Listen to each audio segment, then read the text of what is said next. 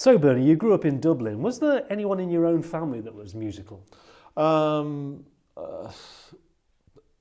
Both my parents played piano. Um, I can't say they played a lot. My dad played by ear, and he hardly ever played at all. Actually, after I was born, it was like, so yeah, there was a kind of a background of it, but it wasn't a pronounced background. I mean, when I was 6, I had piano lessons and all of that, which I positively hated. Really. So what influenced you into taking up guitar? Well, I was a terribly shy kid, and I arrived at 12 or 13, and I had, a stutter. So, and I just wanted to impress girls. So there wasn't any way at all I was gonna, go up to someone and say, "Hey, baby," I'd go. So I thought, I'll learn the guitar. That's how to do it. And it kind of, I took it up, and I really enjoyed it, and it became its own justification, and all of the girls just bloody ignored me anyway, really, so it didn't make any difference. I'm still trying. So how old were you when you got your first decent guitar? I started playing when I was 11. I hadn't a clue. At the time, my dad went into Walton's, which was a music shop in Dublin. And they had a program on the radio, and it was like, if you sing an Irish song. Walton's was great. So he went in and asked how you tune it, and he came out and he had like the tunings, which is EA, D, G, B, E. Only we both thought it was the opposite way round. So I spent the first 6 months with the guitar tuned completely and utterly wrong. Really? And it probably explains a lot, actually. So I mean, at the time, there wasn't any teachers around. It wasn't a commonly played instrument. A piano was an awful lot more common, and I've never had a lesson. I've never had any at all. It was all just play it wrong and learn how to. By playing it wrong, and I've done plenty of that over the years. So you've been totally self-taught then? Yeah, completely. I mean, I had the training of the kind of pianos, though I was able to read a bit, and I had the basis of scales and whatever else, and I had some sort of general technical, background. And yeah, I've never had any lessons at all. So what artists or records inspired you to want to play and perform? Well, at the beginning, I mean, it was the Beatles, Elvis Presley. I mean, all of the classics, and then the Kinks actually made an enormous impression because it was awfully guitar based, and. Then I would have to say the biggest impression at all was the Yardbirds and Jeff Beck. I mean, I heard Jeff Beck and I thought, oh, that's incredible. How can anyone play, and stand like that? It was incredible. So what made you leave Ireland? I mean. I started playing in, I suppose, groups and bands around 68. I was 16. I played at, local dances. It was only, tiny bands. And around 1972, I think I joined a band called The Urge, who were in terms of Ireland, you know, a known band. So this was a Dublin band, was it? Yeah. And, you know, we played a lot. Well, what sort of material were you playing? It was, I mean, it was a great training, actually, because we played just about everything from Hendrix, Cream, Purple, to Chicago, plus Wet and Tears. We had, at times, a horn section. I mean, it was King Crimson, Jethro Tull, you name it. It was just everything. Really, you know, because of playing in various styles, you learnt a lot. You know, it wasn't as if there was only one brand of appropriate, you know, guitar playing. It was basically just guitar playing in general. You know, you learnt all of it. Do you think you developed your own guitar technique around about that time, though? Yeah, I mean, the thing is that because I was self-taught, I had an enormous amount of bad habits as a player, and I think an awful lot of style comes out of bad habits. You know, you kind of, I mean, at the time in Dublin, I would go to see Gary Moore a lot because he was the local, you know, hero. And, you know, I wasn't able to play exactly what he played. So I would play something close-ish, only it would be how I would play it.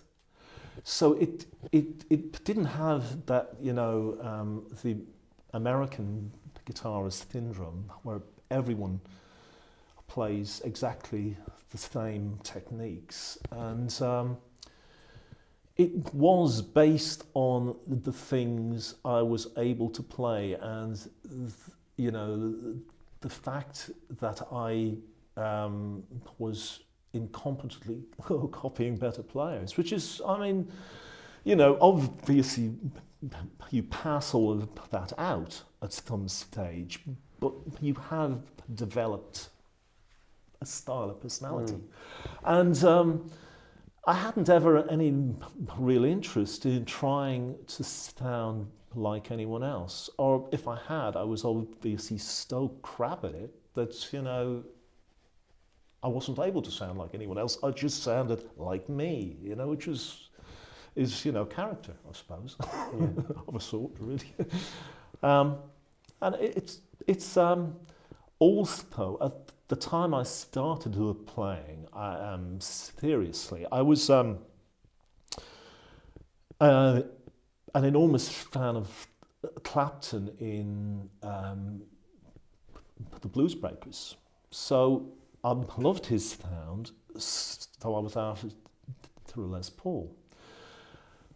But Les Pauls in Ireland at that point in time were, you know, not kind of common, whereas Stratocasters, people in show bands and country bands played Strats, so I ended up having a Strat. And definitely having a Strat is a character building experience. You kind of, it isn't, it's a guitar that you have to play hard. Whereas a Les Paul has, you know, the kind of humbuckers and a lot of overdrive. A Strat is clean. So you have to actually develop your playing appropriate to the instrument. And on a Strat, I sound as if I'm, you know, Bernie Tormé. If I play a Les Paul, I sound as if I'm Eric Clapton in the Blues Breakers. I mean, it's like I haven't any character at all, you know. I then, at the time I was at college, so completed that and left to go to England, you know, the great Satan or whatever it was. Without a job to go to? No, I haven't anything at all. I mean, at the time my girlfriend came and she had a job. So I came across and I auditioned and auditioned and auditioned. I mean, I did loads of auditions and everybody, it was 74 pub rock. And I wasn't really into pub rock. And, you know, I had the Marshall, so I turned up and everyone thought I was too loud. God knows, I was too loud. So after trying for a period of time, it probably wasn't awfully long in you know, at the time it appeared ages, you know, but I thought if they won't have me, I'll form a band. So I did, and out of it I got a bass player who was playing in Vanity Fair at the same time, and the drummer, the bass player left, and John out of Gillen joined. So we played around for a while. You were based in the London area this time? Yeah. I played all around. I mean, you know, the Greyhound and the kind of Red Lion, all of the kind of the usual places. I mean, it was fairly banal stuff, really, I suppose, you know. Yeah. It was a learning experience. How did your first recordings come about? Okay, the first record that I actually ever played on was by a guy called Trevor Jones, who had a single out on the name Gypsy Jones. And I played, he asked me to play, he had been in a band called Jonesy, who had supported the Moody Blues on their last tour. And he was sort of kind of managing the band I was in. And he asked if I played on it. I played on it. I haven't ever heard it since it came out. I don't even know what it was called. So if anyone, you know, kind of comes across it, I'd like a copy of it actually at some point. But after that, I really only started recording with the punk band. John and I hadn't ever really recorded anything. It was just a live thing. With the punk band, we had the manager who turned us into a punk band. Only prior to that, he actually worked for Phonogram, and he got us some time at Conk, which was the King's Place in Hornsey. So that's why you recorded all day and all the night? Yeah, later on. I mean, I was a Kinks, you know, I was into the Kinks. So, but we recorded a promotional single at the time that was the Hunter, it was called, and he pressed up, I don't know, a couple of thousand, and I mean, I see copies of it occasionally, still on eBay, and you know, it comes up. It was okay. I mean, I was actually proud of it. Immediately after that, after we lost our integrity and jumped on the bandwagon and became horrible, we recorded on the Vortex album, which was a follow-up to the kind of Roxy album in the punk period. We had 2 tracks on that, and after that we were offered a recording deal on Jet, which was Don Arden's label, which again was how I came to know Sharon Arden and how I was offered the Aussie thing after Randy was killed. So on Jet, we had a single out and then an EP, and then recorded an album that only came out long afterwards because. I must ask you about Don Arden. Yeah. I mean, were the stories, No comments, were no the stories true? Well, yes, I think so. Yes, I think they were. Yes, yeah. I was terrified of them. I was absolutely terrified. You seriously were terrified? Yeah, I was terrified. But that was only probably because of what you'd heard beforehand. I mean, Yes, yeah. I mean, you know, it was like, you know, here you are on a label. Have you heard the story about Don hanging someone out of the window by his heels, you know? And yes, I've heard it. Well, you know, it is true.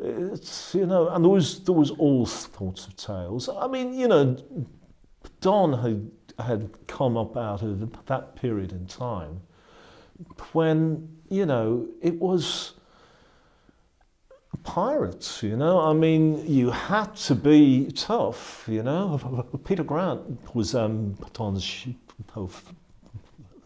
poor, so, you know, Peter Grant and the Zeppelin thing, you know, Peter basically came out of the same school. Yeah. But, you know, I mean, I was a nice, you know, kind of middle class kid, and I don't know, it terrified me, you know. Yeah. Now, a lot of fans will associate you with the time you spent with Gillan. How did you get your break to join them? Again, it was John. He kind of called up and he suggested, you know, if I was interested in having some supports on Gillan gigs, and I mean, you know, I jumped at it, you know. So we went and played, I think it was Aberystwyth and Colchester, and died on our arses in Colchester. Really? But at Colchester, Steve Bird, who was Gillan's guitarist,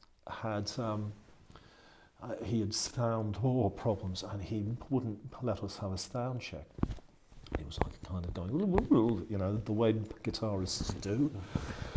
And John came up to me and he said, "Go on, you go up after he's off and show him how you do it." So I did. I went up and kind of went, "Whoa, woo," you know, and, you know, did the things I found easy. I didn't know that John had arm wrestled our Ian out and said, "Look at him." And Colin also was extremely keen. So about 2 weeks afterwards, I mean, I was totally terrified of Ian. I mean, Ian was like, Ian, he had been in Deep Purple, you know. I mean, he had, you know, Child in Time, all of that. It was like, you know, it was just, you know, I was completely overawed, you know. I don't think I even spoke to him. I was, really? You know, I kind of went like, you know, went around kind of. So 2 weeks, 3 weeks afterwards, he called up and he said, "Hello, it's Ian Gillan." And I'm kind of going, "Good, it's Ian Gillan." And he said, "Would you join?" And I kind of went, "Yes." So I went down and had a blow, and I was offered the job. I was just, you know, I mean, I had all seen them playing at the Music Machine, and I had, you know, been there, and, you know, I think if I had that gig, I would be perfect in that band. I can do that, you know, because, I mean, you know, really because Steve had come out of a jazzier area.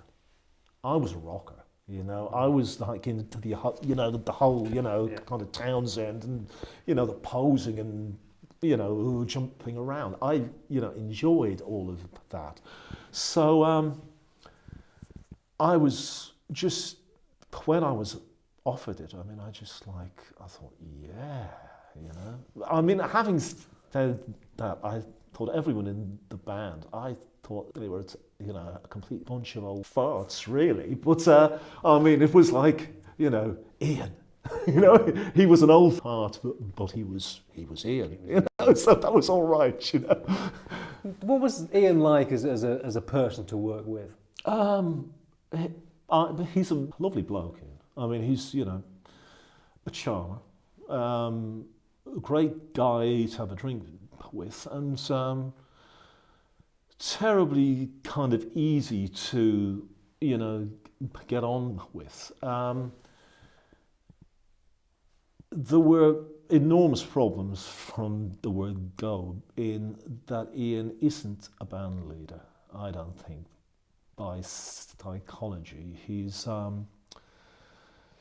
He hadn't really any interest in it as a musical thing.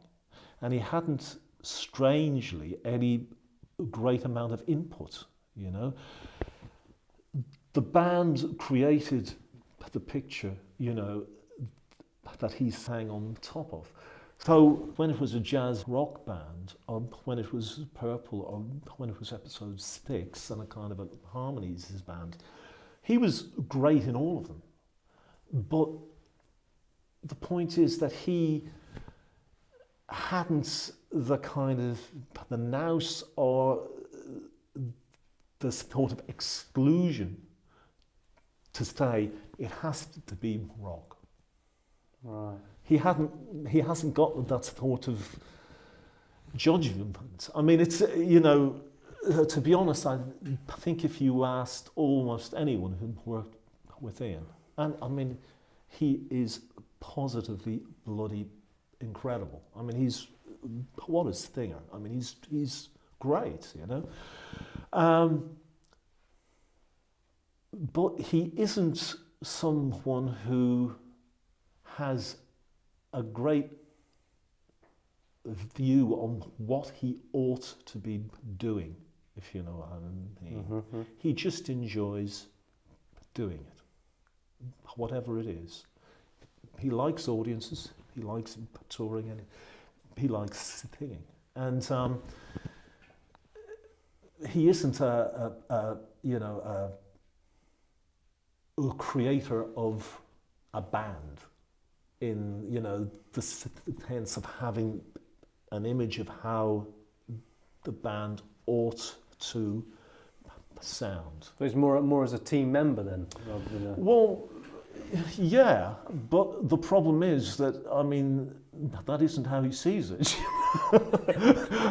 Yeah, he is. I mean, he is, yeah. And he's, you know, a great guy to have around, you know. But the problems really arose in that he's the world's worst organizer of finances. And he promises things that he hadn't even thought about how, you know, the mechanics of how, you know, you are going to be paid a share. Who's going to pay you? I don't know. It isn't going to be, you know, I mean, it was extremely unpleasant. You know, he's a fairly kind of an unrealistic guy. I mean, I'm trying to be diplomatic here, you know. Yeah. I love him, you know, Yeah. but he's, I mean, he's hell to be in a band. Has a problem with a sense of reality at times. Yes, yeah. But, I mean, he's a singer. Yeah. I don't think it's possible to get out on stage and be a singer if you don't believe you are God. It's a problem turning it off after you come off stage, you know. An awful lot of singers, I think, have that a problem. When you look back at your time with Gillan, I mean, what are your favourite recordings? Universe, the first album. Yeah. I really enjoyed it because it was new, it was exciting. It was also at a point where we hadn't had any great success. It was, we were basically playing the marquee. So to join, record it, and have it as raw and instant as it was, have it go in at 11, have it all explode. It was an incredible experience. It was really a growing up experience. And I mean, you have the moment of, the kind of, all of the periods in your life up to that point, of all of the people who are on the shit list, I hope they know I'm on an album at number 11. I'm going to send them all cards saying, fuck you, you were wrong, Now, as you say, John McCoy was Gillan's bass player when you joined. What is it you like about working with John? He is an awesome bass player. I mean, he's a complete bastard, but an awesome bass player. No, he's, the thing about John is that John and I come in a strange way from the same background. John's half Irish. He's a northerner, which I'm not, of course, but he grew up in that, I don't know, psychedelia kind of heavy metal, the early days of it, jamming. And I mean, the best times playing I've ever had have been with John, jamming, because he's just incredible at it, and I mean, we play off each other, and without any cues, we do changes at the same time. He's just great, and he's great on stage, I mean, he isn't just a bass player, he's, Great. yeah. So a great experience for you in Gillan. Yeah. Well, yes, that turned into an extremely awful experience. I say, why did you walk out? Because I hadn't been paid. We were all promised, a deal. It was an extremely poorly paid band in terms of cash. It's, as an awful lot of bands are, who cares? It isn't about cash. It's about playing, and it was always was. Around the time of the third album, it started to become not the band it had been. There was a lack of interest, really, on everyone's part. So financially, you were slightly in a barren way when you left. Yeah. Gillan. I mean, what actually happened was, I joined, and I think at the beginning I was on £50 a week. By the time I left, after hit single after hit single, having 3 top 10 albums, one of them in the NME charts was actually a number 1 album. I was on £60 a week. £60 a week? I had no money. I mean, and it was just laughable. We did the Glory Road tour, and it was 40 dates or whatever in the UK, and the merchandisers came in, and they said, "I bet you chaps are pleased." I said, "What about?" He said, "We've just handed a cheque to Ian for 60 grand." I mean, this was the merchandising of one UK tour. You know, aren't you having a bonus out of it? No bonus. £60 a week. I mean, it was. There was obviously things askew. I was, I suppose, not as old as everybody else. I hadn't a family. I was also probably, having, done a degree. I was slightly more, I don't know, less tolerant of people cheating me. Because, I had an education and I just thought, I'm sorry, this ain't carrying on. So I had a talk with Phil Banfield, who had just started to manage us. He had been our agent. And I said, accounts, Phil, I want to see what's happening. No accounts. I said, accounts, Phil, there has to be accounts or I'm out. No accounts. So I just... I have to say, in retrospect, I ought to have stayed within and fought. Fought for your money? Yeah. Because leaving really, it was... it's the kind of thing, kamikaze Irish guitarists do, It was like, and I was in, and at the time I felt if I'm left, I'll earn more doing anything. And I did, so it was, but the band, wasn't the band. Yannick joined and he was great, only it was a completely different animal after he joined, and I don't think it ever recovered its spark because everyone in the band was aware of the problem and the problem carried on. So after the experience, around 1982 you formed Electric Gypsies. Yeah. Now that certainly was a busy gigging band, wasn't it? Yeah. Was that purely because of the financial situation? Did you No, have the need to want to work? I just I left in 81, and it was really dropping into the abyss.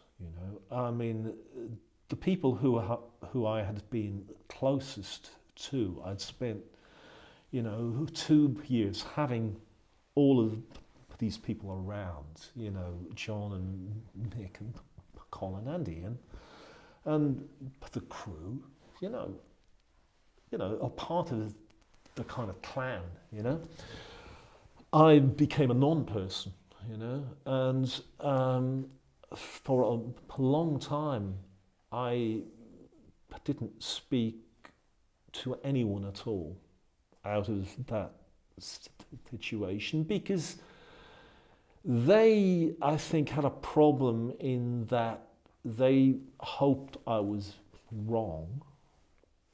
They hoped that the money would turn up.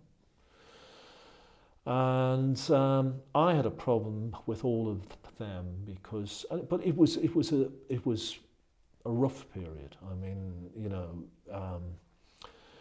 And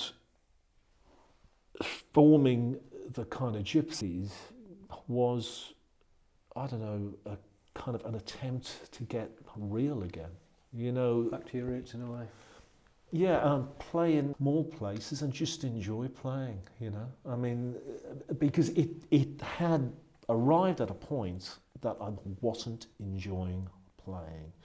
And if I didn't enjoy playing, I hadn't, it was the only reason I was alive, because that kept me going, and it was my entire kind of interest, obsession. So the Gypsies was a sanity clause, I suppose. You know, So what were the elements within the band that you enjoyed about it?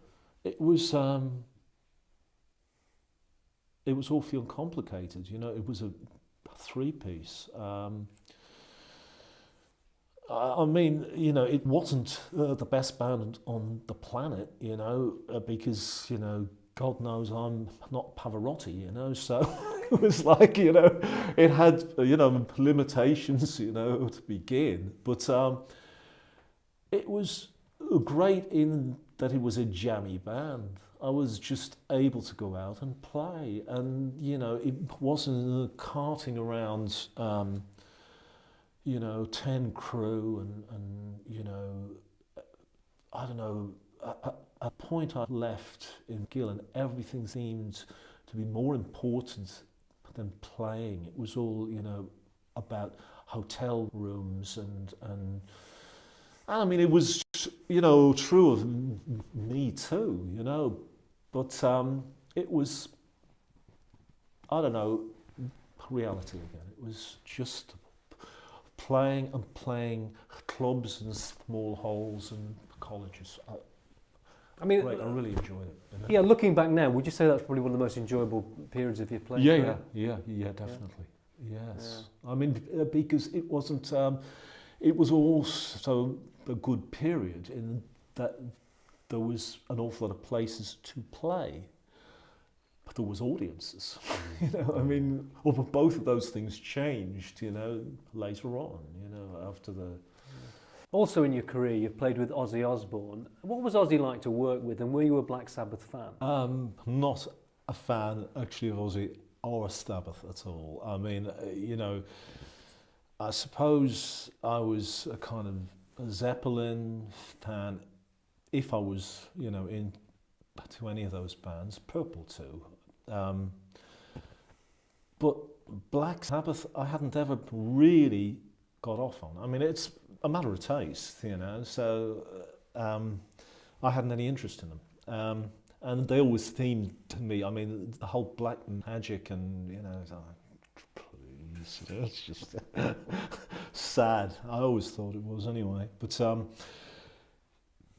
I wasn't aware of any other Sabbath tracks other than Paranoid. I mean, I had played Paranoid in covers bands in, you know, Dublin. But I hadn't, really didn't know any other tracks at all. At the beginning, when I was asked, I mean, I hadn't any interest in doing it because I wasn't a fan, and it's I knew hardly anything at all about them, you know. So it was like, well, no, you know. I was phoned up and asked, and I kind of said I don't, you know, think I have any interest in it, and David Arden, who was Sharon Arden, now Sharon Osbourne's brother, who was part of Jet, who I had been on in blah de blah, the punk band and all of that. He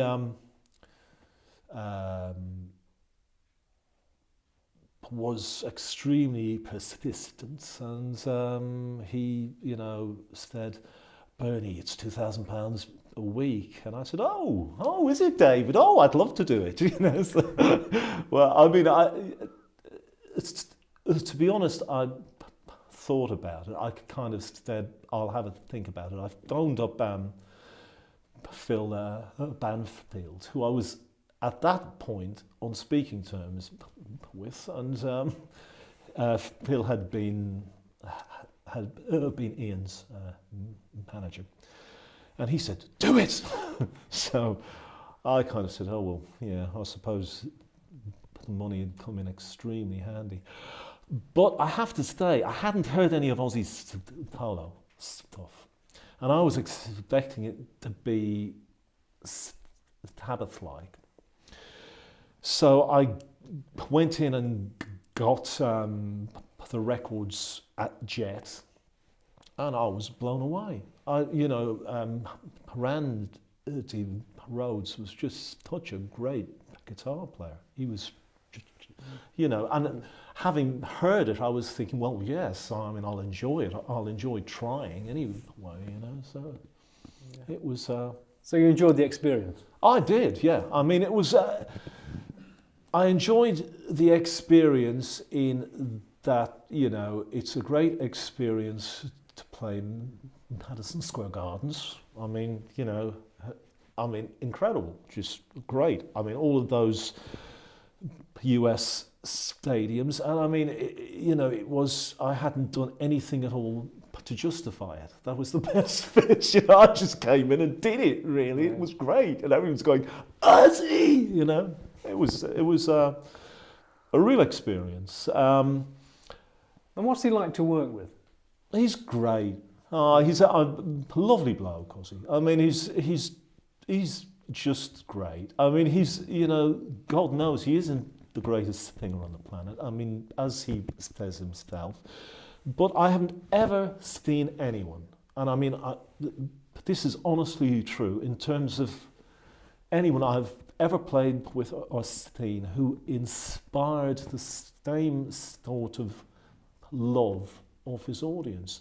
His audience adored him. I mean, he didn't have to do anything. He just went out and kind of like did that, and it was like love. I mean, it was amazing. Why do you think that is? I don't know. I mean, someone said to me it's because he's the class clown, and he is everybody's class clown.